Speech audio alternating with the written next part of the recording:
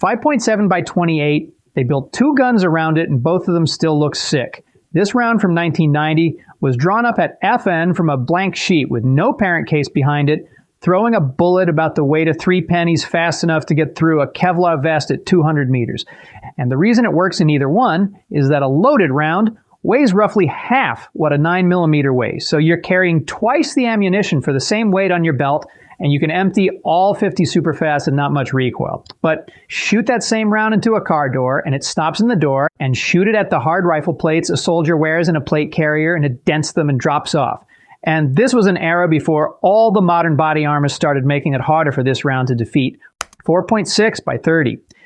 This is a skinnier German round than the 5.7 with a hardened steel core built by HK for the MP7 to do the same job slightly better. Both of them weigh nothing. Both kick like a .22, and both punch through that titanium and Kevlar panel past 200 meters. The difference is which end of the problem you care about. The German steel core holds more energy after it goes through, so it's the better round. The Belgian round does more damage once it's inside. And every number proving either of those came from the company selling that bullet. Then somebody put both rounds against real Russian paratrooper armor instead of the NATO panel, and neither one got through. And 5.56 didn't get through either. In fact, that titanium and Kevlar target was never a Russian vest. It was a weak enough target that 9mm would fail it, because the program was never really about the Russians. It was about getting rid of the 9. 4.6 by 36. This is another German round from the early 70s with a scoop filed out of one side of the bullet's nose, and that scoop is there to make the bullet flip end over end the instant it hits somebody. The Germans called it the Löffelspitz, the spoon tip. A bullet this small doesn't do enough damage flying straight, so instead of making it bigger, they made it stable in the air and unstable the moment it touches you, and the patent calls that detaining power, which is a polite way of saying it's made to kill. They loaded a tungsten cord version 2 for punching through cover instead of people. Long story short, nobody bought it, but HK kept the spoon tip. And 25 years later, that MP7 round you just watched came off the same shelf at the same 4.6 millimeters.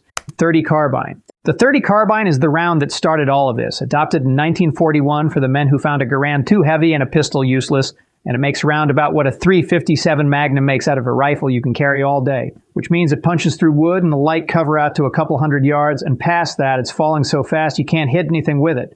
Against a rifle round, it's not close. And it was never meant to be, because it exists to be more gun than a pistol and less weight than a Garand. And then the Korean War gave it the worst reputation in American small arms, because men at chosen reservoirs said their rounds were bouncing off the padded coats the Chinese were wearing. That story is a bit wrong, because the ballistics don't change in the extreme cold, and gel tests of the wartime ammunition put that bullet nearly 2 feet deep.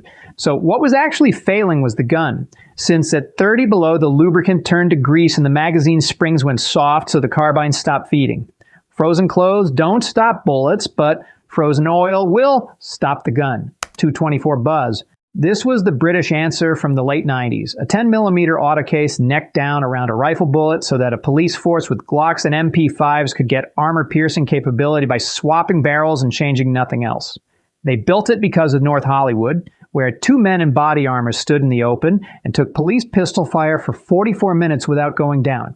And it does the job, flat out to 100 meters and through the vest panel, right there with the German and Belgian rounds. But it beat the guns to death because Testas cracked breech faces and chewed up locking lugs on a 1911 trying to run it, and out of a short barrel it fell apart. The internet has called it the bozo bullet ever since. They had the idea was right, but it was executed poorly. 9 by 39. This one was the Soviet answer from the 80s, a 7.6 2 by 39 case. Opened up to 9mm and stuffed with a bullet twice as heavy, moving slower than sound on purpose so a suppressor can do its job. Everyone else went tiny and fast, and the Soviets went for the heaviest thing that would fit in the case. And it's the only round in the first half of this video that does real damage on the other end. The steel cord version goes through 6mm of steel plate at 200 meters, which is a bullet going through steel, not through fabric, and it arrives with roughly twice the weight of a 7.6 2 by 39 bullet behind it. You pay for that in distance, because a subsonic bullet drops like a thrown rock, so past 300 or 400 meters it's finished while a rifle round is still working. Inside that, it's the meanest thing here. 5.45 by 18.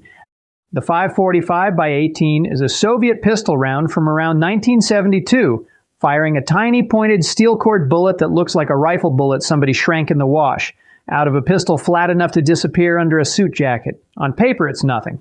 That's roughly about what a .22 long rifle makes, and a rifle round would laugh at it. But that steel core does a trick completely out of proportion to the size of the thing, because up close, it'll go through 45 layers of Kevlar and better than half an inch of pine behind that.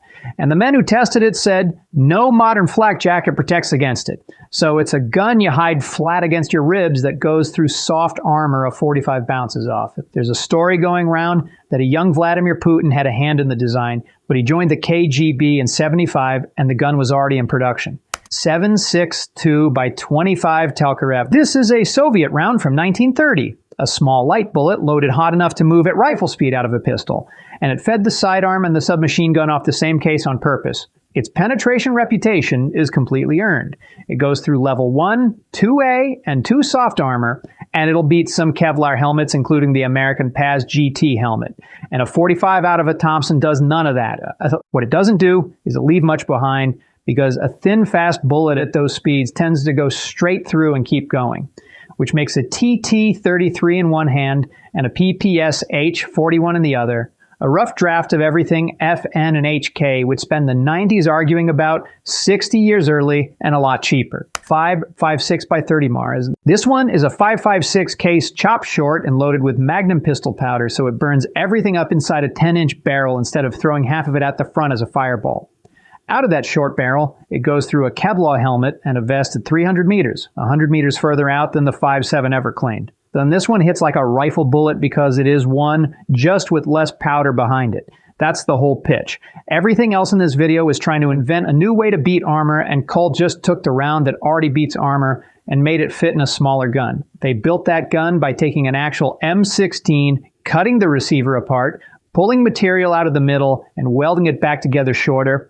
And the prototype magazine was a standard 30-round mag sliced down its length and welded back together narrower. The men who shot it said it pointed like a rifle, and nobody bought it anyway because it needed its own ammunition. 6x35, Knight's Armament tried to do the same thing Colt tried, which was to put rifle performance in a gun the size of a submachine gun.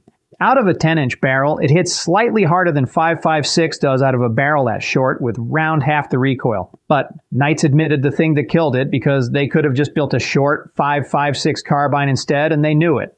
And they chose a new cartridge anyway. Almost nobody bought one. 7.92x24.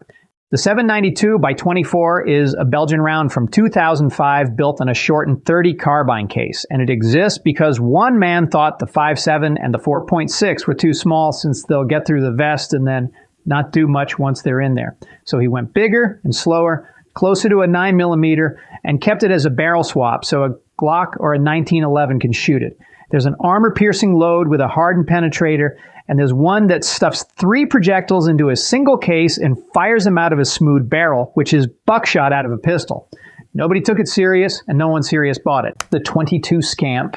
This is an American round from 1971, a bottleneck .22 centerfire built for a Colt machine pistol meant to replace the 1911, and it shoots flat out to 150 meters and would have gone through the soft armor of the day without much trouble. The reason it matters is the gun. A 3-round burst and a compensator on the front made it accurate and controllable, which almost no machine pistol is. And the requirement behind it was helicopter crews in Vietnam who'd been handed a .38 revolver and told good luck.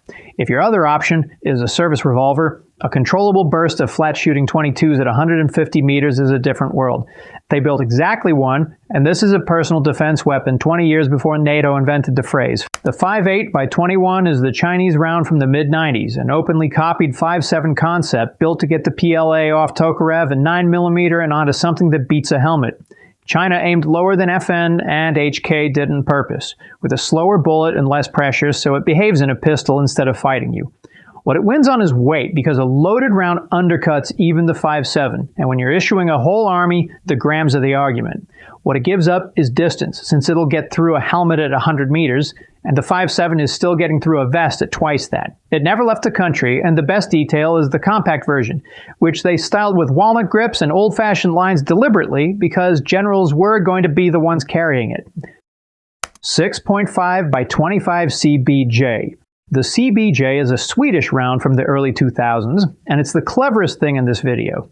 It's a 9mm case firing a tungsten dart wrapped in a plastic sleeve that peels away at the muzzle, so you change the barrel on a 9mm gun and it's now an armor piercer. The claim on it is the biggest one here, because out of a 12-inch barrel, that dart holds the same flight path as 5.56 out of an M4 all the way to 300 meters, and it drills through 9mm of armor plate, which is plate that 5.56 and 7.62 NATO barely scratch. So it shoots flatter than a rifle and through more plate than a rifle out of a cartridge the size of a 9mm. But nobody adopted it.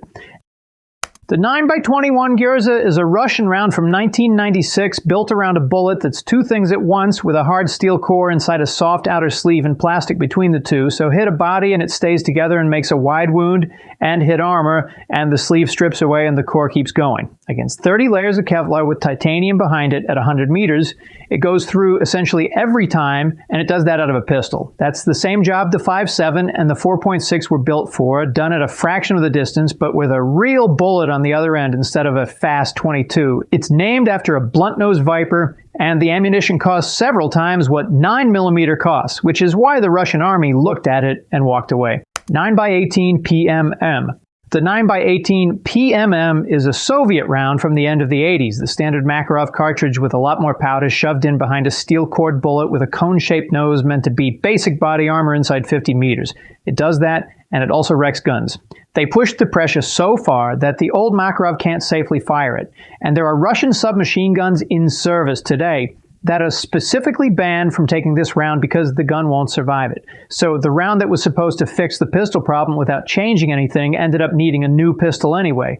And the men who carried both preferred the old one because the recoil went up and the grip got worse. Right instinct. Wrong round to try it on. 9x19, 7 and 21.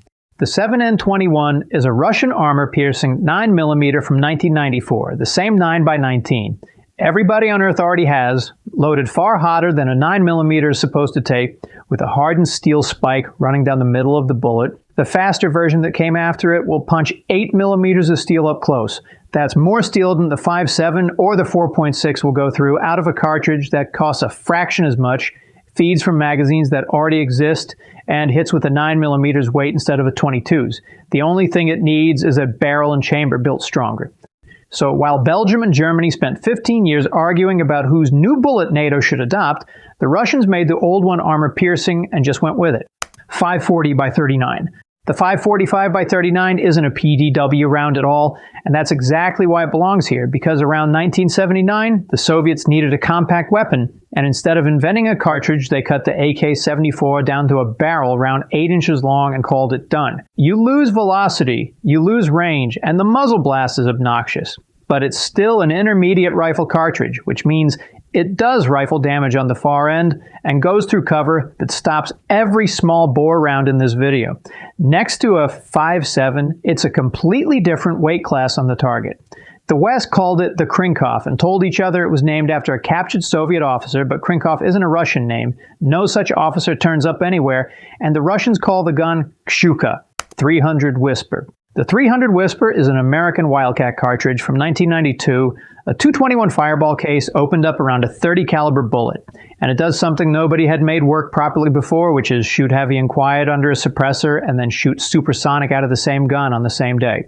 The subsonic loads carry about what a .45 carries, but they reach a lot further because a long .30 caliber bullet holds its speed in a way a fat, slow pistol bullet never will. And it runs in a normal AR on the same magazines and the same bolt, so you change the barrel and you're done. The man who built it never registered the official dimensions, so it stayed a Wildcat and no big ammunition maker would touch it. 18 years later, somebody else filed the paperwork, sold the same cartridge under a different name, and made a fortune. And that became the popular 300 Blackout. The 300 Blackout is the American round from 2010. And it is the Whisper with paperwork, built for special operations who wanted something that shoots well suppressed, shoots well out of a very short barrel, and hits far harder than 9mm. That last part is everything, because 5.56 loses a lot of what it has when you chop the barrel down and there isn't room left to burn the powder, but Blackout burns everything inside 7 or 9 inches. So a gun the size of an MP5 hits close to what an AK hits with, and the heavy subsonic loads go quiet under a can while still landing far harder than any 9mm ever will. The gun built around it was the Honey Badger. And if the name sounds familiar and you've never touched one, that's Call of Duty Ghosts, where it was so good players still talk about it. But that's video games. In the real world, these things shoot fast, and it's very compact for a personal defense weapon. While every other round here needed a new gun, this one just needed a barrel swap. And it's the only one in this video you can walk into a shop today and buy. 5.56 out of a short barrel. The 5.56 out of a 10.3-inch barrel is the answer that killed everything you just watched, and the penalty for chopping it down that far is roughly 200 feet a second. And the US Navy spent so much time and money researching this until they got it right, because you keep everything else. It's still hitting like a rifle at distances, where every other round in this video is quit. It goes through a car door and through the plates in a carrier. It fragments the way a rifle bullet is supposed to, and it uses the ammunition the rest of the unit is already carrying. It's the close quarters carbine for the SEAL teams and the Rangers and Force Recon in a package barely bigger than an MP5. So the question that started all of this was, how do you beat body armor without handing a truck driver a rifle? And the answer turned out to be that you hand him a rifle, just a shorter one. If you want to learn about it, you had to trace it back to the development of the Mark 18. And